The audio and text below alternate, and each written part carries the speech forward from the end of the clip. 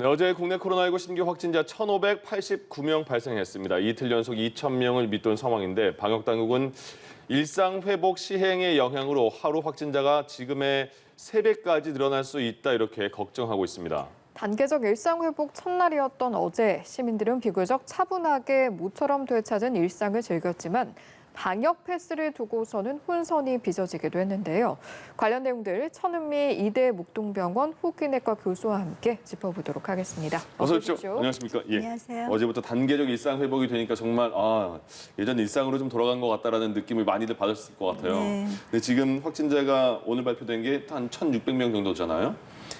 이 수치는 지금은 그냥 크게 높아졌나라는 생각이 드는데 앞으로 얼마나 더 증가할 것인가 이게 또 걱정일 것 같아요. 어떻게 예상하세요? 지난주가 그 지난주에 비해서 확진자가 늘었습니다. 네. 자, 어제하고 오늘은 주말 효과라고 그러죠. 그래서 약간 감소한 것 같지만 지난주가 2,000명을 계속 유지했었고 지난주 중후반 수요일부터 금요일, 토요일까지도 거의 임시선별 검사소, 그러니까 본인이 그냥 가서 검사를 하는 경우가 600명을 넘었었어요. 네. 그 말은 수도권에서 확진자가 좀 증가하고 있다. 그 이유가 2주 전에 우리가 조금 방역이 완화가 됐었죠. 네. 그러니까 사적 모임 제한 인원이 조금 증가가 됐고 그러면서 이제 이게 신호가 간 거죠. 아, 네. 위드 코로나를 가는구나. 그러니까 이제 국민들께서 또 먼저 움직이기 시작하신 거예요. 항상 먼저 움직입니다. 그러게요. 그리고 확진자가 늘면 또 먼저 모임을 자제를 하고 이게 이제 2년 동안 거의 이제 어떤 그 방법이 된 것 같아요. 네. 그러다 보니까 지금보다는 앞으로 이제 위드 코로나를 정식으로 어제부터 시작을 했기 때문에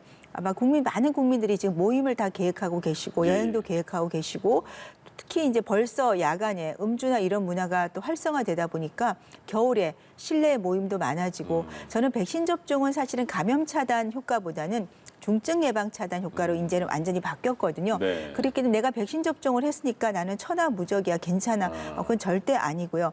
돌파 감염을 보니까 이건 연구 결과도 있지만 예. 제가 실내로 보신 분이 한 달 만에 돌파가 되셨어요. 백신 맞고요. 그렇죠. 네. 그리고 연세가 60, 70대 정도인데 다행히 바로 백신 효과가 나타났기 때문에 입원을 하긴 했지만 크게 문제없이 퇴원을 하셨던 거죠. 그러니까 백신을 맞아도 언제 어디서나 돌파 감염이 될 수 있기 때문에 올 겨울은 좀 더 지금까지 지켜온 방역을 잘 지켜야지만 된다고 생각합니다. 예, 지금 그 감염 재생산 지수가 3주 만에 1을 조금 넘었다고 하는데 네. 이 수치는 어떤 신호로 받아들여야 될까요?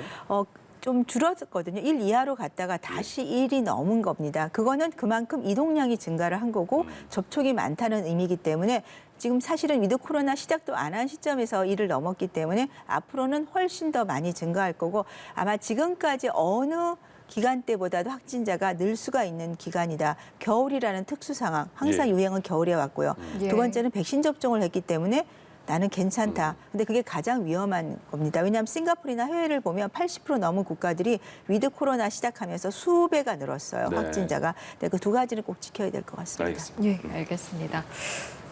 현재 접종 완료율 75%가 넘은 상황이고 많은 분들이 접종을 하긴 했습니다만 그중에서 이제 18세 이상 확진자를 보니까 미접종자 중에서 발생을 했다고 합니다. 앞서 이제 접종 같은 경우에 확진자 차단보다는 네, 중증 차단 네네. 역할이 더해지고 있다고 하긴 하셨습니다만 네. 그래도 접종이 좀 늘어난다면 확진자를 좀 조절하는 거에도 도움이 되긴 하겠죠. 그러니까 백신 접종을 했을 때 한 달까지가 효과가 제일 좋고요. 네. 3달까지는 이게 감소를 하는데 3달 정도가 되면 원래 중앙 체량의 3분의 1 정도만 남게 되는 거예요. 네. 근데 그것이 65세 이상이나 남성들은 초기 형성량 자체가 더 적습니다. 그리고 3개월, 6개월까지 유지가 되다가 7개월째가 되면 양이 확실하게 떨어져서 8개월 때는 사실 거의 측정이 안 될 정도로 그래요? 떨어집니다. 그래서 6개월에 예. 추가 접종을 하라는 거거든요. 그러니까 백신 접종률이 저는 100%가 되더라도 확진자 감소 효과는 아주 크진 않다. 물론 그렇습니까?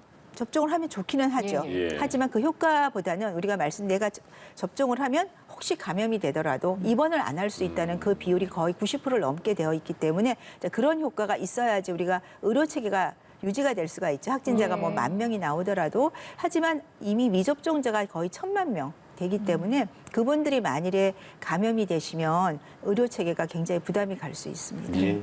아무래도 이제 말씀을 하시는 걸 듣다 보니까 위중증 또 사망자 수 이런 데 집중을 네. 하고 분석을 하고 계신 걸로 보이는데 이런 위중증 같은 경우에는 어느 정도 수준에서 이루어져야 한다고 보시는지요, 수치가?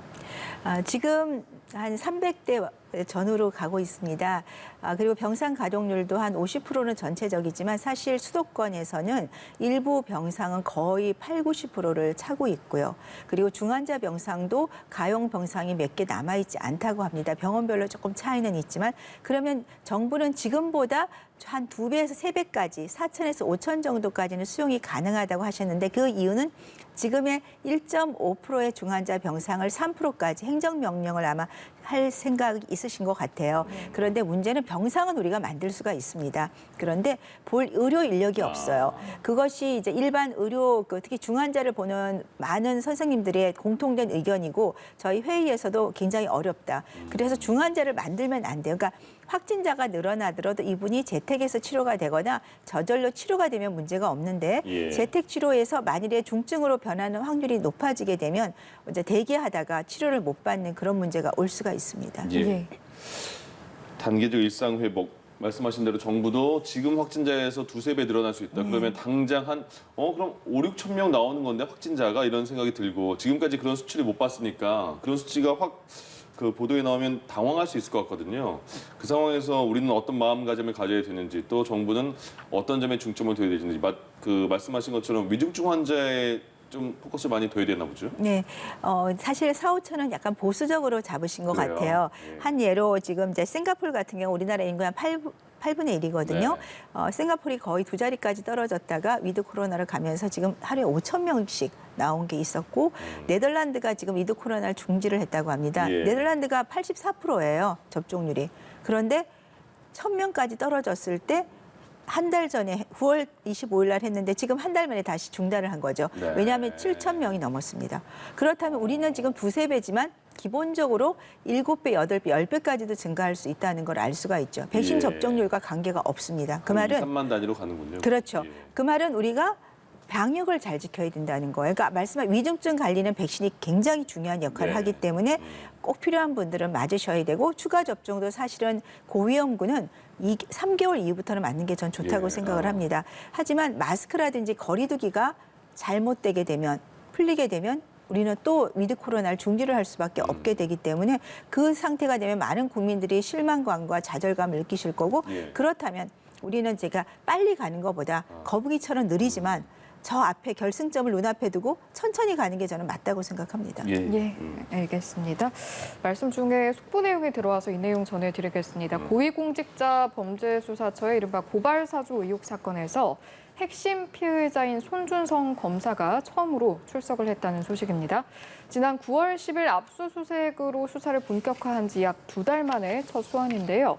손 검사는 지난해 4월 대검찰청 수사정보 정책관으로 일하면서 부하 검사들에게 여권 인사들에 대한 고발장 작성을 지시하고 국민의힘 김웅 의원 등과 공모해서 고발을 사주한 혐의를 받고 있습니다. 네. 그동안 입국이나 출국이 굉장히 많이 코로나19 때문에 제한이 많이 됐잖아요. 네. 근데 입국자들에 대해서 입국 가능한 국가들도 이제 점점 늘어날 것 같고 특히 지금까지는 외국인 근로자도 많이 오지 네. 못해서 많은 그 농촌에서도 일손이 부족했는데 이제 앞으로 많이 들어올 것 같거든요. 네. 그런 거에 대한 걱정은 또 없을까 싶어요. 외국인 근로자에 대한 감염이 많았으니까요. 걱정 반, 기대 반. 왜냐하면 이제 일반 중소기업이나 농어촌에서는 외국인 근로자가 큰 힘이었는데 네. 그분들이 5만 명 가까이 들어오던 분이 한 6, 7천으로 줄은 거예요. 그러다 네. 보니까 많은 인력 부족이 있었고 그분들 입장에서 굉장히 환영할 만한 일입니다만 말씀하신 대로 외국인 근로자들은 사실 같이 생활하는 환경이 좀 열악하고 또 이제 어떤 불법적인 면도 약간 있기 때문에 예. 그 검사를 잘 안 하셨고 그렇기 때문에 이번에 만일에 정부가 그런 이제 노동 인구를 활성화를 위해서 이제 근로자를 들어오게 해주신다면 저는 철저하게 방역을 해야 된다고 생각합니다. 기숙사 생활을 하는 경우 좀 더 환기라든지 그런 걸 좀 신경을 써주시고 그리고 백신은 무조건 의무적으로 맞게 하셔야 되고요. 또 백신을 맞고도 우리가 돌파가 많이 되기 때문에 주기적으로 검사를 꼭 하셔서 그런 걸 어길 때는 좀 철저하게 저희가 방역을 지킬 수 있도록 하는 게 필요하다. 예. 그러니까 방역과 이런 완화가 같이 가야 된다고 생각합니다. 예. 그리고 이 내용도 한번 짚어보도록 하죠. 단계적 일상 회복이 시작된 첫날 어제 아마 가장 혼란스러웠던 곳들은 백신 패스가 적용되는 네. 곳들이 아니었을까 싶은데 그렇습니다. 또 접종 여부에 따라서 받아들이는 분들의 어떤 차이도 있을 것 같고요.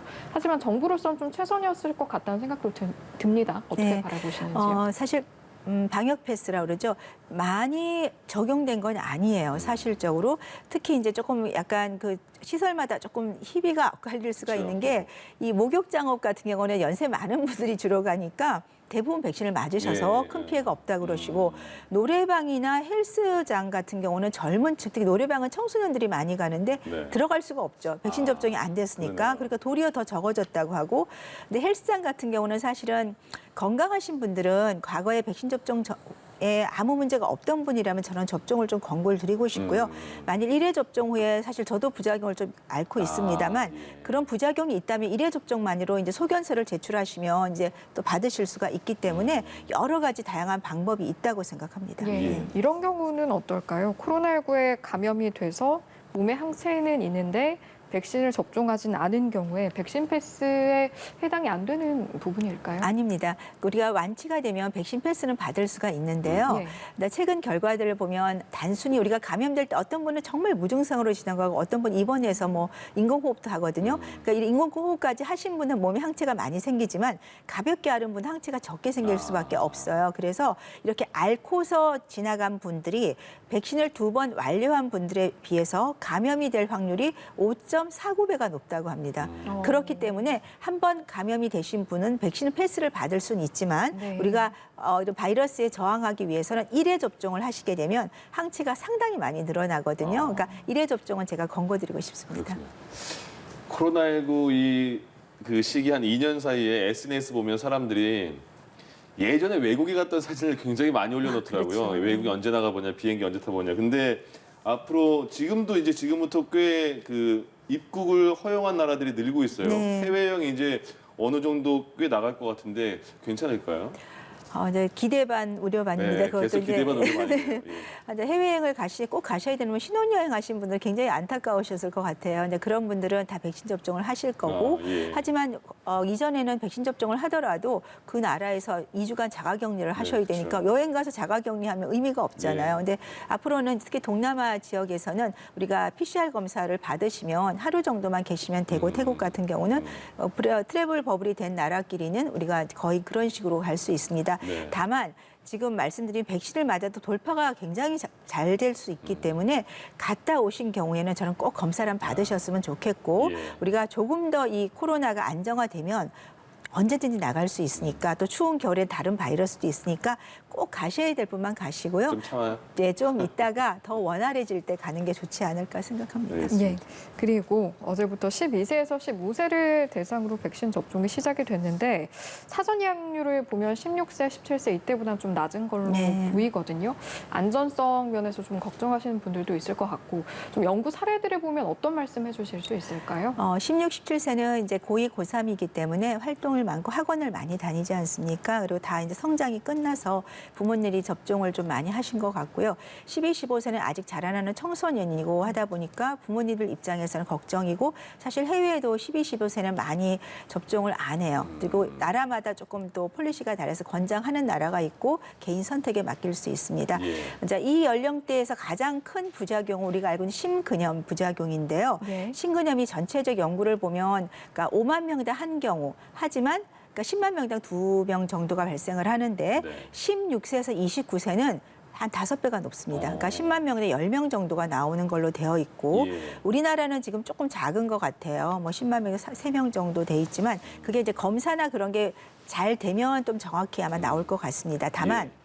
심근염이 대부분 경미하게 지나가고 80% 가까이는 입원을 해도 한 2, 3일이면 퇴원을 하지만 경우에는 진단이 늦어지는 경우에는 조금 어려울 수가 있기 때문에 접종을 꼭 해야 되는 경우는 이제 청소년 중에 면역이 약한 신경계 질환이 있다든지 선천적으로 면역이 약한 학생들이 있어요. 그분들은 꼭 맞는 걸 권유를 드리지만 나머지 경우는 부모님과 학생이 잘 판단을 해서 접종을 하고 혹시 접종 후에 지금 말씀드린 흉통이라든지 호흡곤란 이런 예. 게 접종 하루 이틀에 갑자기 온다면 반드시 진료를 꼭 보시기 권장드립니다. 예. 예. 그런데 이제 말씀해 주신 것처럼 mRNA 백신의 경우 심근염 부작용 우려가 있는데 보니까 FDA가 화이자는 승인을 해줬는데 네. 또 모더나는 승인을 안 했단 말이죠. 같은 mRNA 백신인데요. 이건 왜 그런 걸까요? 아무래도 화이자가 먼저 접종을 했고 연구가 많이 나왔고 화이자 접종을 했을 때 100% 예방이 나옵니다. 12, 15세는 특히 그리고 16세 이상에 비해서 항체 형성률이 1.7배가 높아요. 그리고 부작용은 거의 차이가 없어서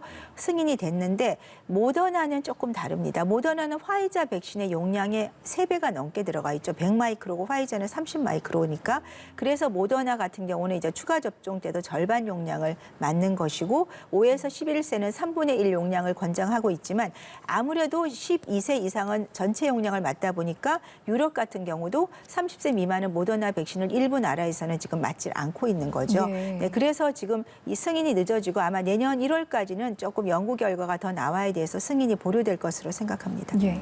소아 청소년 접종의 경우에 이제 다른 나라들을 보면 횟수를 조절하거나 용량을 좀 조절하거나 네. 이런 경우도 있는 것 같은데 이런 부분은 어떻게 판단을 하시는지요? 뭐 저희 개인적 소견입니다만 저도 1회 접종을 할 경우에는 이 심근염이 여학생 거의 발생을 안 하고요. 남학생도 아주 한 자릿수에 나옵니다. 그래서 1회 접종을 하게 되면 물론 그 감염 예방 효과는 떨어지지만 델타의 중증 예방률은 8, 90%가 넘기 때문에 1회 접종 저도 권고를 드리고 용량은 지금 뭐 모더나는 어차피 용량이 조절이 될 예정이고 화이자는 12세 이상은 전체 용량 30마이크로를 맞습니다. 예, 알겠습니다. 오늘 말씀 여기까지 듣도록 하겠습니다.